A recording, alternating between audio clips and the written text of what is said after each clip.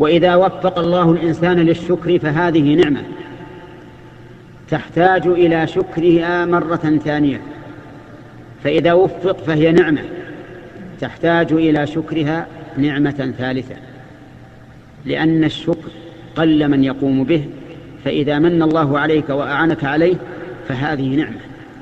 ولهذا قال بعضهم: إذا كان شكري نعمة الله نعمة علي له في مثلها يجب الشكر، فكيف بلوغ الشكر إلا بفضله وإن طالت الأيام واتصل العمر.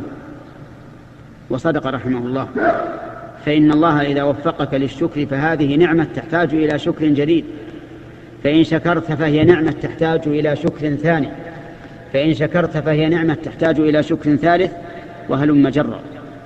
ولكننا في الحقيقة في غفلة عن هذا. نسأل الله أن يوقظ قلوبنا وقلوبكم ويصلح أعمالنا وأعمالكم، إنه جواد كريم.